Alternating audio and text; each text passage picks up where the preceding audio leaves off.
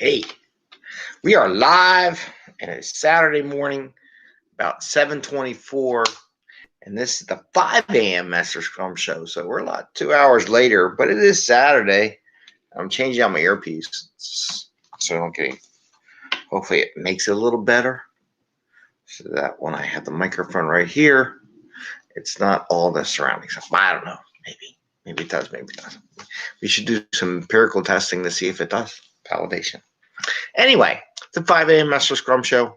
This is our 421st episode. And by the way, I will say, what do we talk about here? Oh, I can do that. But hey, I want to say thank you to our subscribers and people who watch our videos. And a lot of people aren't subscribed, but they still watch the videos.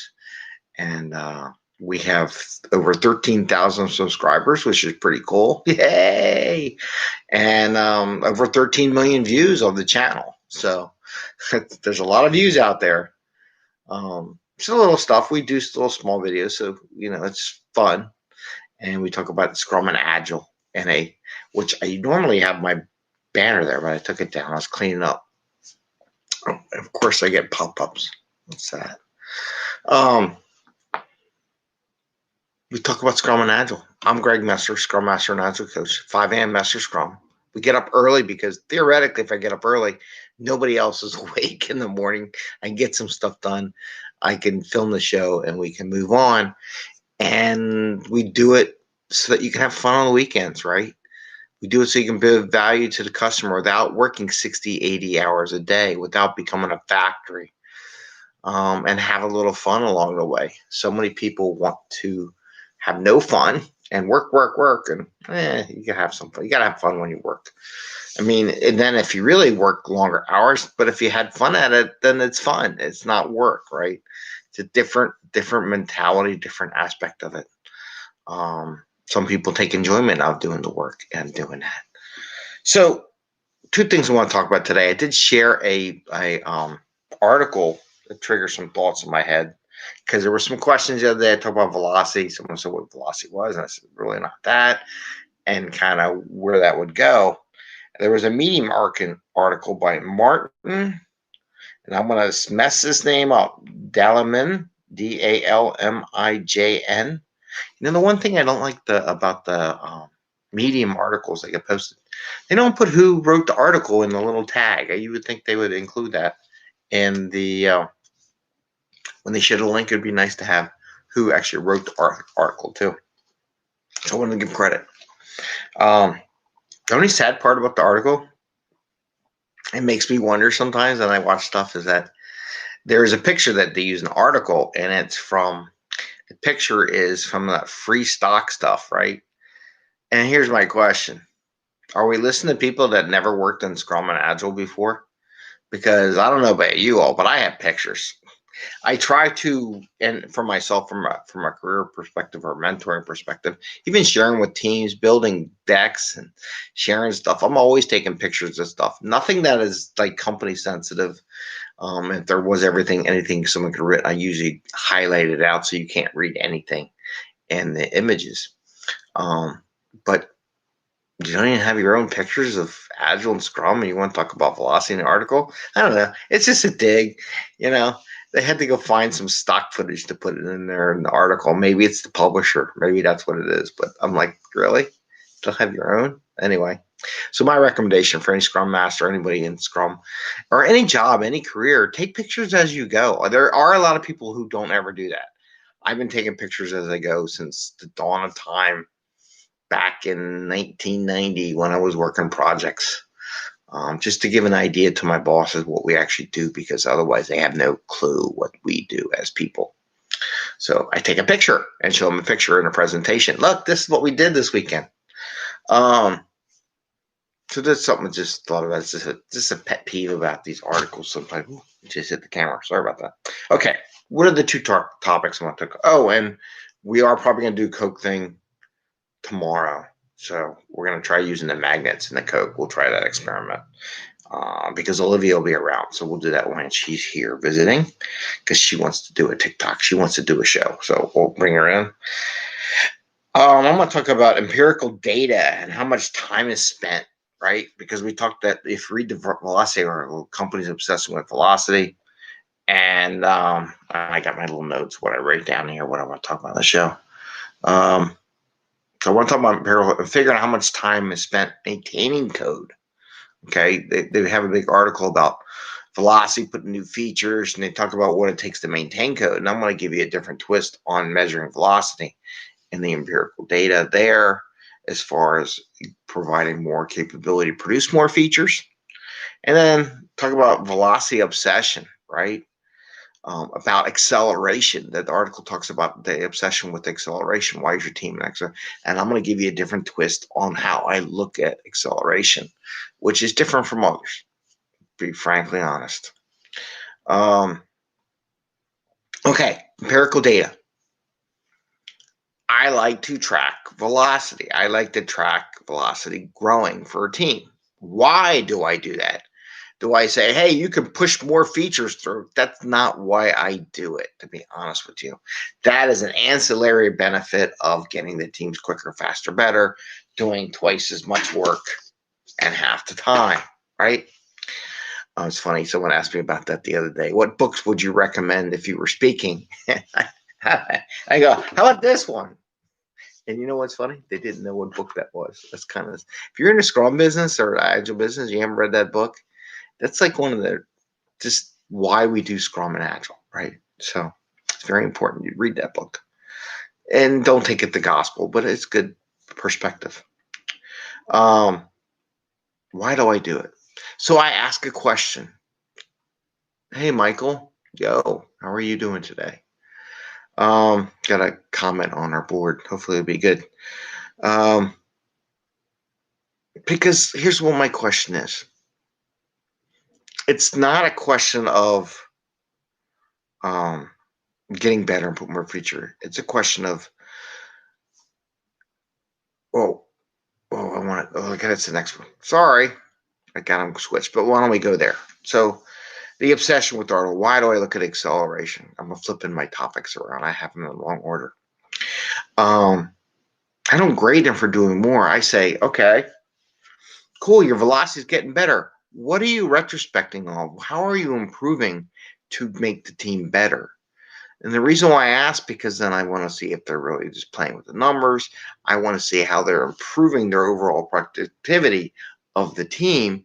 And can I take some of those lessons learned and apply them to the other 10, 40 teams that I help coach from an enterprise perspective? I love taking great ideas that a team came up with how they elevate their velocity and sharing, have them, not just me, but have them. I introduce it. I say, hey, I want to have, is that okay? And then I have one ask permission from one of the people on the team to go share with the other team on how they have done better. And I look at it, talk with them, make sure it's, it's legit and everything, so that the whole organization gets better. That's what I use the acceleration chart for, be honest with you. And then, like I said, I always check to see if they're faking stuff, right? Because you can ask questions, say, okay, what's this and what's this about? Sometimes the acceleration goes up because they do a different way of assessing points for stories. They change it.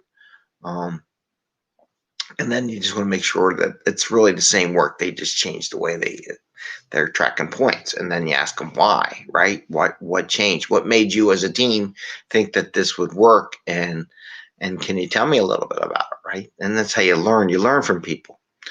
Now, my question about staying stable from an acceleration point or going down, my question would be, if they're stable, not going up, I'm like, are you retrospecting, right? Are you trying to find ways to get better, right? And that's what I would be asking those questions for. I would find out, and a lot of times when they're not getting better, they're not doing retrospectives anymore, right? And I go, well, why aren't you doing retrospectives?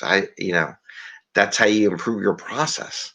So I trigger it more to say, are you doing a retrospective, and are you implementing those retrospective? Just because you're holding the ceremony but nothing's coming out of it has no value add. I'll be frankly honest with you. A lot of teams do retrospective and nothing comes out of it, right? My challenge is, let's start making things come out of this meeting, or you're just wasting time, right? I don't want people to think retrospectives are a waste. I want them to think of it's a chance for growing as a team. It's very important. So that's what I use the velocity for, whether it's going up or coming down or staying the same. I ask those questions. One, is there something we can share from a retrospective perspective to everybody else? And two, are you having a retrospective? Are you growing your team? What's going on that's not allowing you to grow? And if you're heading down, what's that about? So that's what I talk about when I look at velocity. I don't look at it as more features getting through. I said, what are you doing to make yourselves better? Right? Or not, right? So that leads into the next part. Maybe this is why mentally I switch these around in my head. Look at an empirical data. What is empirical data? Empirical data is just data that comes out of the system and you're using that to establish what you want to do. So one of the questions in that Medium article was, hey, we do have to spend time to fix code, update code, maintain code. Okay, my question for you, well, how much time do you normally take? Well, we don't know. Well, maybe we should just take a couple sprints and kind of get an idea how much time we are actually spending on maintaining, fixing codes, answering problems, stuff like that. So we have some empirical data to establish how much of that is taken up our feature improvements, the feature part that the business would like to have, new stuff, right? So based on that time, right, now is when you get into the coaching aspect of what a real Scrum Master does or an Agile coach should be doing and not what most of them do. Then you start asking the question, okay, what can we do to minimize this? Let's retrospect on it and see if we can't reduce this maintenance time, production support time that we need to do. How do we make it more lean? And this is where the lean part comes in. How do we lean that out? So now you have data, you can find out how much you invest in to make that smaller of a time crunch and take that time you save. That time now can be used to make new features and therefore grow the velocity chart. That makes sense, right? And I also have it where, it's me and every team's different. A lot of times I have teams put some points into the sprint to accommodate for that support. And then that story in there, here's how I track it. That story in there, we give it so many points. Let's say it's 40 hours of support. 40 hours may sound like a lot, but not if you have 6 or 7 or 8 or 9 people. It's not really a lot of time. We'll talk about that tomorrow. Is it, as they do work, we put tasks in there, and we'll talk about that another day because it is about 13 minutes into the show. Don't want to go above the 15 minutes. Actually, there's like a magic number of like 18 minutes. Once you go past 18 minutes in YouTube, all hell breaks loose in YouTube. It doesn't like it. It takes forever to process. It's just not a good thing. Anyway, so we'll talk about that another day and everything. So 2 things to talk about. Velocity in the article. Obsessing with velocity. I use velocity acceleration and note, or if they're not accelerating, ask them about retrospectives. If they're really doing well and it's a true thing and not just a change in the way they measure points and stuff, then I try to apply that to all my other teams that I'm coaching from an enterprise level, right? Or maybe you just got one other team. How can I take from lessons learned from one team and maybe share that with another team? Maybe they didn't think about it. It's just something that's working, right? Maybe it's a technology. Don't know. Because they're all smart people. Sorry, but they're really smart people. And then 2, empirical data. Measuring the stuff that's not producing features. You got to measure it so you know how much time. Just don't say, oh, I think it's 20%. What is it really? Give me the freaking data, right? So that we can save our time and say, hey, and there's always going to be so much time you're going to spend. Maybe it's 40 hours, and the most we can ever get it down is 20, but that gives us another 20 hours to go do something else. But, let's be realistic on that and say, hey, every sprint, we're spending 20 hours or 1 point on support. Just stuff that comes down a pike that people just don't understand. But maybe there's something about that. Maybe can make our product better so they don't keep coming back and ask questions. So those are the 2 things about velocity. And then, like I said, if you really work in Scrum and Agile. Take pictures of what you do. Have it for your own sake, for your own career, for sharing, for building lessons learned, taking pictures of velocities, taking pictures of people working together for their own team too, and a collage of time, right? So we'll see you later. Thumbs up. I'm going to go watch a polo tournament today. I haven't watched a polo tournament in a long time. So people are getting out in COVID. There'll be a lot of fresh air. Open space. Share that a little bit. And ring the little bell so when we get videos. So like I said, tomorrow we're going to do Coke Mentos. Might do some more live stuff remotely tomorrow morning.